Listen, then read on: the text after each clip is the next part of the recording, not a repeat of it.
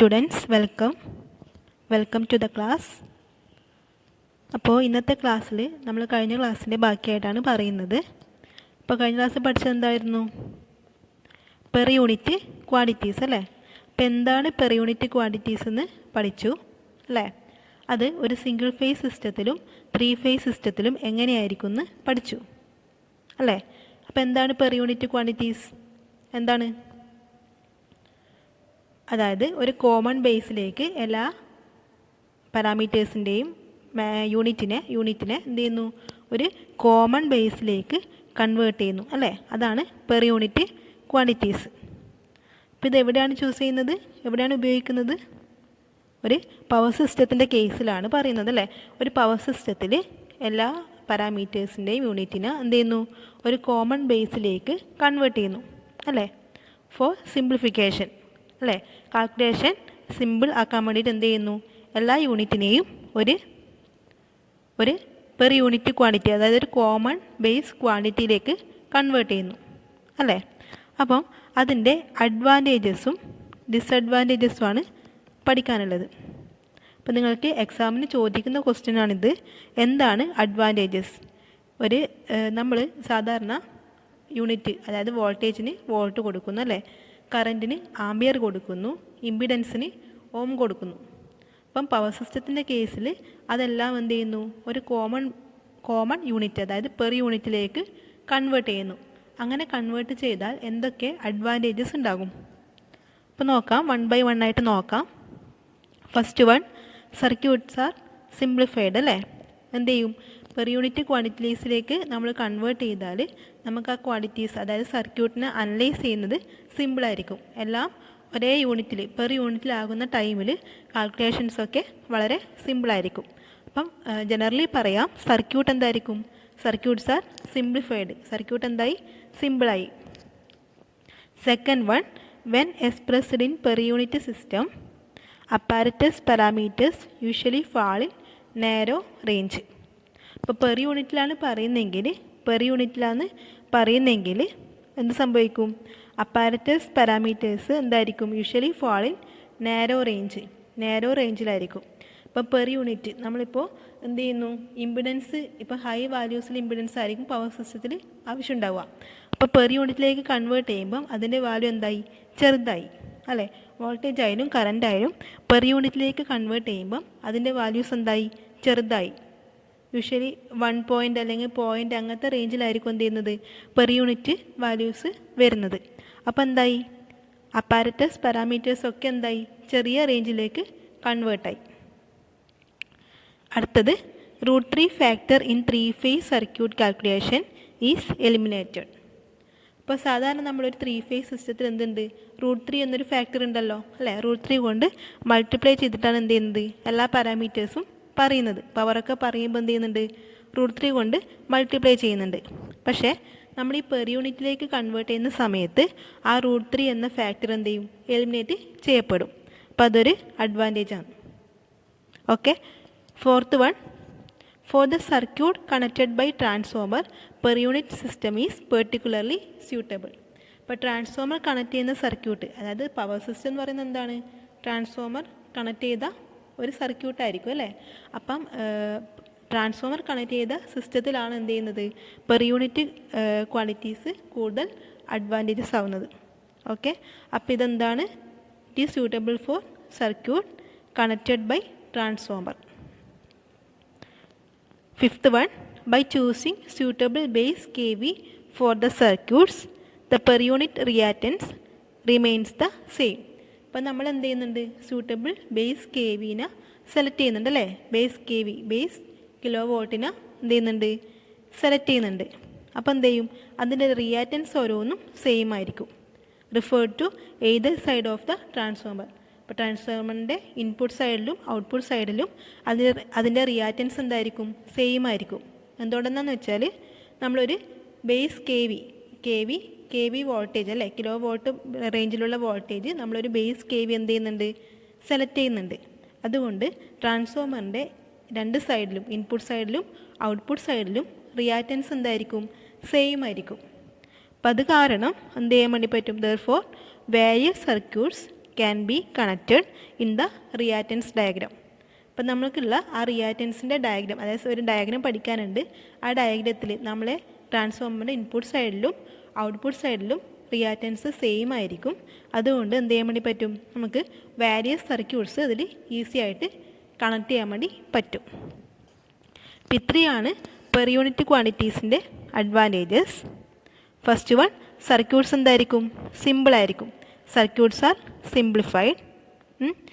പിന്നെ when expressed in per unit system apparatus parameters usually fall in narrow range.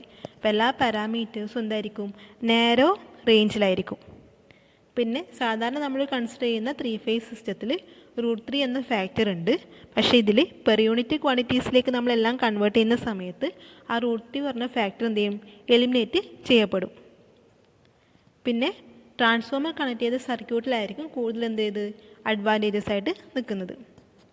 പിന്നെ base K B, നമ്മളൊരു base K B select ചെയ്യുന്നതുകൊണ്ട് എന്ത് സംഭവിക്കും, ട്രാൻസ്ഫോമറിൻ്റെ input സൈഡിലും ഔട്ട്പുട്ട് സൈഡിലുള്ള റിയാക്റ്റൻസ് എന്തായിരിക്കും, റിയാക്റ്റൻസ് സെയിം ആയിരിക്കും അല്ലേ. അപ്പോൾ നമുക്ക് ഈസി ആയിട്ട് വേരിയസ് സർക്യൂട്ട്സ് എന്ത് ചെയ്യാൻ വേണ്ടി പറ്റും, അതിലേക്ക് കണക്ട് ചെയ്യാൻ വേണ്ടി പറ്റും. ഇത്രയാണ് പെർ യൂണിറ്റ് ക്വാണ്ടിറ്റീസിൻ്റെ അഡ്വാൻറ്റേജസ്. മനസ്സിലായില്ലേ? സിമ്പിളായിരിക്കും, അപ്പാരറ്റസ് എന്തായിരിക്കും, നാരോ റേഞ്ചിലായിരിക്കും, √3 ഫാക്ടർ എലിമിനേറ്റ് ചെയ്യപ്പെടുന്നുണ്ട്, ട്രാൻസ്ഫോമർ കണക്ട് ചെയ്യുന്ന സർക്യൂട്ടിൽ സിമ്പിളായിരിക്കും, ഈസി ആയിട്ട് ട്രാൻസ്ഫോമർ കണക്ട് ചെയ്യാൻ വേണ്ടി പറ്റും. പിന്നെ റിയാക്റ്റൻസ് സെയിം ആവുന്നതുകൊണ്ട് ട്രാൻസ്ഫോമറിൻ്റെ ഇൻപുട്ടിലും ഔട്ട്പുട്ടിലുള്ള റിയാക്റ്റൻസിൻ്റെ വാല്യൂ സെയിം ആകുന്നത് കൊണ്ട് എന്ത് സംഭവിക്കും, ഈസി ആയിട്ട് വേരിയസ് സർക്യൂട്ട് എന്ത് ചെയ്യാൻ വേണ്ടി പറ്റും, ഇതിലേക്ക് കണക്ട് ചെയ്യാൻ വേണ്ടി പറ്റും. ഇത്രയാണ് പെർ യൂണിറ്റ് ക്വാണ്ടിറ്റീസിൻ്റെ അഡ്വാൻറ്റേജസ്. ഇനി പെർ യൂണിറ്റ് ക്വാണ്ടിറ്റീസിൻ്റെ ഡിസഡ്വാൻറ്റേജസ് എന്തൊക്കെയാണെന്ന് നോക്കാം. അപ്പം നിങ്ങൾ ഈ അഡ്വാൻറ്റേജസ് എന്തായാലും പഠിക്കണം. എല്ലാ ക്വസ്റ്റ്യൻ പേപ്പറിലും അത് ചോദിച്ചു കാണുന്നുണ്ട്. അപ്പം നിർബന്ധമായിട്ടും എന്ത് ചെയ്യണം, പഠിക്കണം. ഇനി ഇതിൻ്റെ ഡിസഡ്വാൻറ്റേജസ് എന്തൊക്കെയാണെന്ന് നോക്കാം.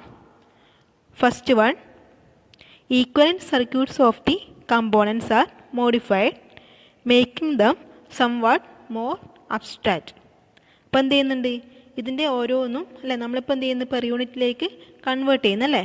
ഓരോ കമ്പോണൻസിൻ്റെയും എന്ത് ചെയ്യുന്നുണ്ട്, പെർ യൂണിറ്റിലേക്ക് കൺവേർട്ട് ചെയ്യുന്നു. അപ്പോൾ സർക്യൂട്ട് മോഡിഫൈഡ് ആയി, പക്ഷെ എന്താണ്, സർക്യൂട്ട് എന്തായിരിക്കും, ചെറുതാവും, അബ്സ്ട്രാക്റ്റ് ആവും, ചുരുങ്ങും അല്ലേ. എന്തുകൊണ്ടാണെന്ന് വെച്ചാൽ ഓരോ പാരാമീറ്റേഴ്സും എന്തായിരിക്കും, പെർ യൂണിറ്റിലേക്ക് കൺവേർട്ട് ചെയ്യുന്ന സമയത്ത് അതിൻ്റെ വാല്യൂസ് എന്തായിരിക്കും, ചെറുതായിരിക്കും അല്ല. ഞാൻ പറഞ്ഞു 1 പോയിൻ്റ് അല്ലെങ്കിൽ പോയിൻ്റ് റേഞ്ചിലായിരിക്കും, 0.1 അങ്ങനത്തെ റേഞ്ചിലായിരിക്കും എന്ത് ചെയ്യുന്നത്, പെർ യൂണിറ്റ് ക്വാണ്ടിറ്റീസ് ഉണ്ടാവുക. അപ്പോൾ എന്ത് ചെയ്യും, നമ്മുടെ സർക്യൂട്ട് എന്തായിരിക്കും, മോർ അബ്സ്ട്രാക്റ്റ് ആവും, മോർ അബ്സ്ട്രാക്റ്റായി ചുരുങ്ങി പോവും. അതൊരു ഡിസഡ്വാൻറ്റേജ് ആണ്. Second one, sometimes phase shift that are already present in the unscaled circuit vanish in the per unit circuit. ഇപ്പോൾ നമ്മളൊരു സിംഗിൾ ഫേസ് അല്ലെങ്കിൽ 3 ഫേസ് സിസ്റ്റം കൺസിഡർ ചെയ്ത് കഴിഞ്ഞാൽ വോൾട്ടേജിൻ്റെയും കറണ്ടിൻ്റെയും ബിറ്റ്വീൻ എന്തുണ്ട്, ഒരു ഫേസ് ഷിഫ്റ്റ് ഉണ്ട് അല്ലേ. അപ്പോൾ പവറൊക്കെ കാൽക്കുലേറ്റ് ചെയ്യുന്ന സമയത്ത് നമ്മൾ എന്ത് പറയും, power P is equal to VI cos Y അങ്ങനെ പറയില്ലേ. അപ്പോൾ എന്താണ് അതിൻ്റെ അർത്ഥം, അവിടെ വോൾട്ടേജിൻ്റെയും കറണ്ടിൻ്റെയും ഇടയിൽ എന്തുണ്ട്, ഒരു ഫേസ് ഷിഫ്റ്റ് ഉണ്ട്. പക്ഷേ പെർ യൂണിറ്റിലേക്ക് കൺവേർട്ട് ചെയ്യുന്ന സമയത്ത് ആ ഒരു ഫേസ് ഷിഫ്റ്റ് ഇവിടെ ഉണ്ടാവില്ല, അതെന്ത് ചെയ്യും, വാനിഷ് ആവും. അപ്പോൾ അതൊരു ഡിസഡ്വാൻറ്റേജ് ആണ്. അപ്പോൾ എത്ര ആംഗിൾ ലീഡ് ചെയ്യുന്നു അല്ലെങ്കിൽ ലാഗ് ചെയ്യുന്നു എന്ന് പറയാൻ വേണ്ടി പറ്റില്ല, അതെന്താണ്, ഒരു ഡിസഡ്വാൻറ്റേജ് ആണ്. Third one, four transmission lines it's value of impedance and admittance in physical units are of same magnitude regardless of the voltage level or MVA rating. അപ്പോൾ ട്രാൻസ്മിഷൻ ലൈൻസിൽ എന്ത് ചെയ്യും, ഇമ്പിഡൻസും അഡ്മിറ്റൻസും എന്തായിരിക്കും, സെയിം മാഗ്നിറ്റ്യൂഡിലാണ് പറയുന്നത് അല്ലേ. ശരിക്കും ഇമ്പിഡൻസിൻ്റെ ഇൻവേഴ്സാണ് എന്ത്, അഡ്മിറ്റൻസ്. ഇമ്പിഡൻസിൻ്റെ ഇൻവേഴ്സാണ് ഇത്, അഡ്മിറ്റൻസ്. അപ്പോൾ ട്രാൻസ്മിഷൻ ലൈനിൻ്റെ കേസിൽ ബോത്ത് ഇമ്പിഡൻസും അഡ്മിറ്റൻസും സെയിം മാഗ്നിറ്റ്യൂഡിലാണ് എന്ത് ചെയ്യുന്നത്, എക്സ്പ്രസ് ചെയ്യുന്നത്. അപ്പം എത്രയാണ് വോൾട്ടേജ് ലെവൽ എന്നോ MVA റേറ്റിംഗ് എന്നോ ഒന്നും കൺസിഡർ ചെയ്യാതെ എന്ത് സംഭവിക്കുന്നു, ഇമ്പിഡൻസും അഡ്മിറ്റൻസും സെയിം മാഗ്നിറ്റ്യൂഡിലാണ് എക്സ്പ്രസ് ചെയ്യുന്നത്. അപ്പോൾ അതെന്താണ്, ഒരു ഡിസഡ്വാൻറ്റേജ് ആണ്. അപ്പോൾ ഇത്രയും ഡിസഡ്വാൻറ്റേജസ് നിങ്ങൾ നോട്ട് ചെയ്യുക. First one, equivalent circuit of the components R modified. അപ്പം സർക്യൂട്ട് എന്ത് ചെയ്യും, മോഡിഫൈ ആവും.